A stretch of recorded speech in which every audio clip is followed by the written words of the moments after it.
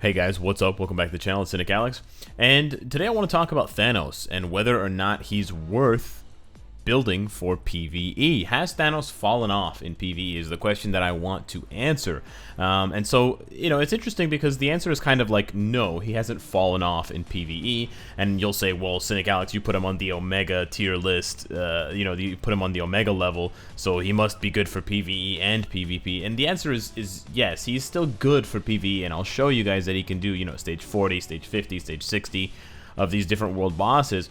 But the question now is more along the lines of, with the striker changes, a lot of characters that were doing pretty good stages can now go as high or almost as high as Thanos can.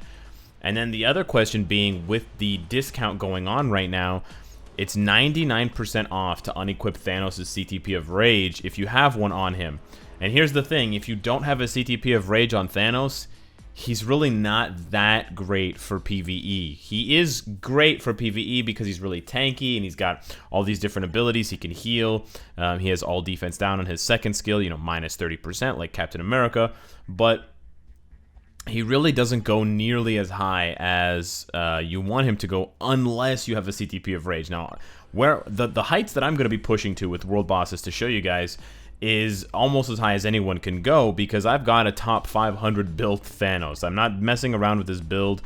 He's got 46,000 physical attack because my cards are insane, 66,000 HPs. Yeah, he's a beefy boy, max level type enhancement. We put the whole 9 yards on this guy. But here's the thing, it's just like you can go as far with characters that either don't have a CTP of Rage, or they do, but you're not going to have to invest as much. And then on the flip side, the question of, well, if you take off his CTP of Rage, what can you do with him? You can give him a CTP of Regen, you can give him a CTP of Authority, you could mess around with the CTP of Greed, or you can give him a regular Obelisk, something like this over here, this Guard Break Crit Rate, or sorry, Guard Break Recovery Rate, 4 seconds, and he can dominate PvP. Dominate PvP, and that's who's dominating PvP right now is Thanos. He's dominating every single team, either with Silver Surfer or just on his own. Some of these teams, a lot of the top teams are literally just Thanos. They're banking everything on Thanos because Colossus is barely going to get a kill. Wasp is useless just for the buff, so it's really a Thanos only team. And yeah, Thanos is banned some weeks, sure, but so is Jean. But Jean can function in PvP with the CTP of Rage. Thanos really can't. So this is really the question. With the striker bonuses pushing so many characters up, letting Sabretooth go to level 70 or 80 Proxima, which is higher than Thanos can go. Letting other characters go way higher against other bosses. Is it really that valuable to build your Thanos with a CTP of Rage? Now, for those of you that don't have a CTP of Rage on Thanos, this is still an interesting question for you if you're thinking, well, this video doesn't apply to me. It does. Because if you're building Thanos, even if you're just building him at tier 2, there could be a wave coming. And the wave that I'm referring to is the following team, and I saw this once on Twitter, so I actually want to shout out to whoever sent this idea to me. But basically, with Apocalypse getting his tier 3, imagine my Apocalypse was tier 3, okay? I know he's not, but imagine that he was. Imagine if Doctor Doom gets his tier 3. This team right here is really fucking scary. 2 Universals, 1 combat, insane HP, revive on Doctor Doom. These are 3 of the beefiest boys in the game. Yeah, you don't have Colossus, but you've got 3 Omega hitters to deal with. This team could be really scary, and they all benefit from the 36-36. And you know what? You don't have Wasp, you don't have the debuff removal, but you have 30% decreased duration.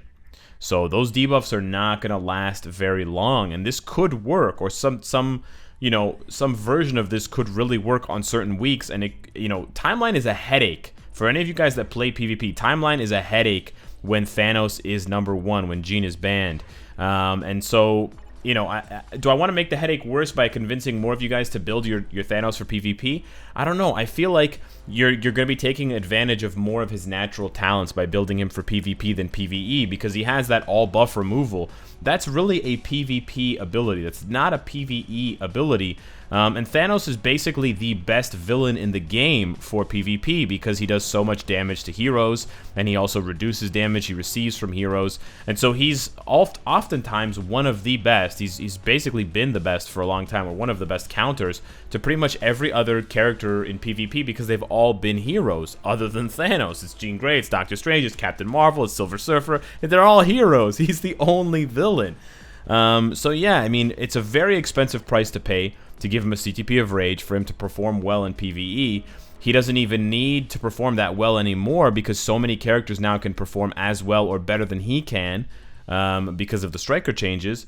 And then you can realize his potential for PvP. So yeah, that's what I wanted to do. So now let's jump into some PvE content so you can see for yourselves and you can answer the question, has Thanos fallen off? I don't know. Let's take a look. First things first, we're going up against Cull Obsidian with 2 supports, Shuri and Valkyrie. No CTPs of Insight.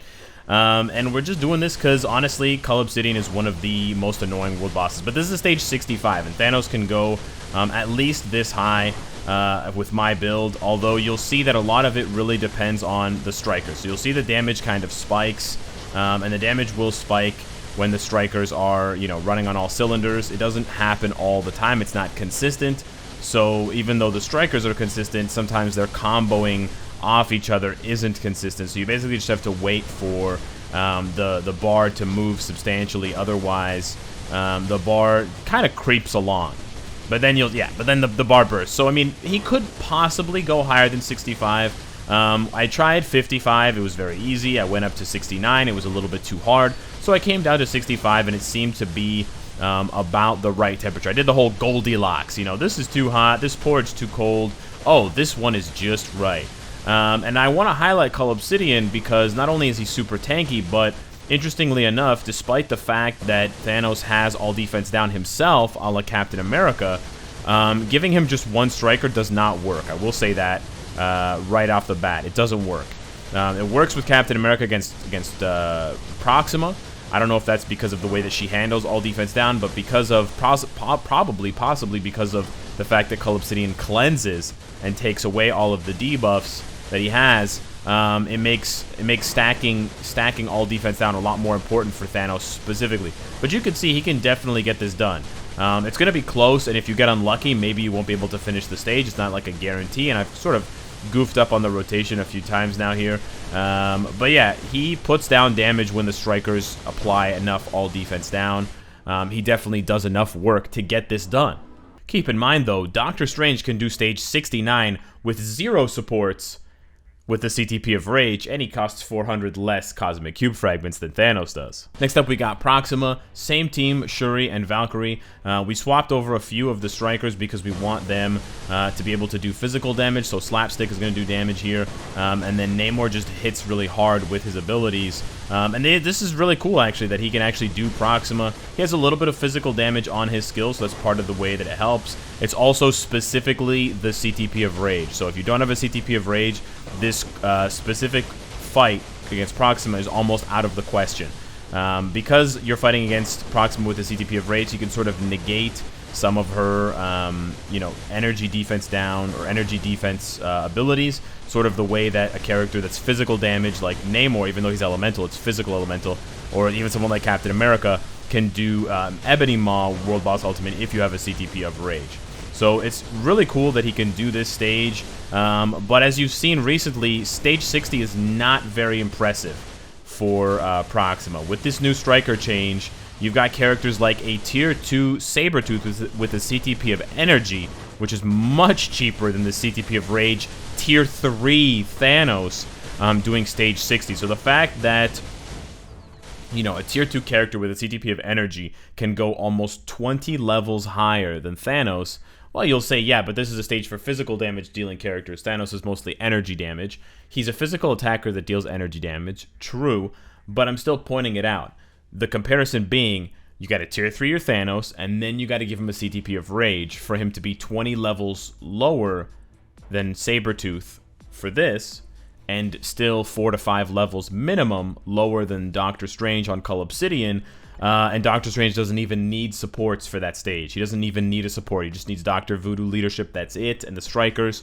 And he's also going to have a Rage, but he's also 400 CCF cheaper. Probably one of the biggest reasons to actually build your Thanos for PvE is to fight against Thanos.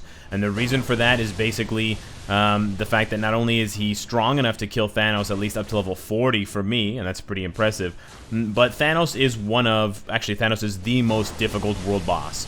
And so Thanos helps against Thanos. This is going to get really annoying really fast, but Thanos helps against Thanos because of the fact that he is so tanky. So, you know, you won't die. You'll almost never die in one shot unless you play really badly. And then any damage that you receive, you can, you know, fix that mistake by healing with his ability where he heals. So you can, you know, it's a very safe fight. And that's not something that you can say very often against Thanos, that you can actually fight him in a safe way. So we just skipped through all that because of the Strikers. That was real nice. But yeah, this is, I think, pretty much the one of the primary reasons. It's kind of like why you would build your Jean Grey for PvE, is to fight against Thanos. Because there's so many characters that can fight against Corvus. There's so many characters that can fight against Cull Obsidian, you know, and Ebony and Proxima. There's just really not as much of a point. That's the one attack that will kill you. There's not really much of a point. You're going to spend 1600 CCF, tier 3 a character, and give them a CTP of Rage just to fight against one boss. That's, you know, it's like saying I'm going to tier 3 Jean Grey to fight against Ebony. You could just tier 2 Psylocke, and she can do almost as high of a stage as Jean Grey can, you know? And you don't even need to give her a CTP of Rage for that to happen. You can do it with the CTP of Energy. You know, or even a double mind damage proc. So it's interesting to see how the Striker change has actually made certain characters less valuable for PvE as it's begun to make other characters more valuable due to the fact that they can now push to higher stages. And allowing them to push to higher stages basically means that you don't need to rely on these other characters to do all of the work for you. So you could even make a similar argument for Jean Grey. The only difference between Thanos and Jean Grey is that Thanos really cannot do very well in PvP with the CTP of Rage, or any sort of PvE build. If you give him like a guard break damage proc obelisk, he could do PvE and PvP, but he's definitely not gonna go this high. He's not gonna be able to touch Proxima. And he's gonna struggle in PvP against other Thanoses that are fully built for PvP. That's the other thing. I'm gonna die here to show you guys that he can get one-shotted by this purple attack. It's the one attack that will one-shot him. So yeah, I'm kind of left with this idea, like, you know, I'm not saying Thanos is bad. I'm not saying Thanos is garbage or that you shouldn't build Thanos for PvE. You can do whatever you want. You can play the game however you want, ladies and gentlemen. I'm not telling you how to play. But I'm kind of sitting here with my pipe, and I'm with my top hat, and I'm drinking my coffee, and I'm sitting here with my Raven, and I'm thinking, like, Thanos PvP? I think that's the way to go. I don't know, it just makes sense to me. You know, now you have so many characters that can do high world boss ultimate. You got so many tier 2s, and you've got so many characters that if you're going to tier 3 them, you're not going to play them in PvP at all anyways. Like, you're not playing Namor in PvP, let's be honest. You're not playing Cyclops in PvP, even if you don't have CTPs of Rage for these guys, but you're going to be building them for PvE. So you should leave some of your tier 3s for PvP as well. So yeah, I guess I'm kind of saying I don't think Thanos is that great anymore for PvE. I think I might take a CTP of Rage off. Straight up.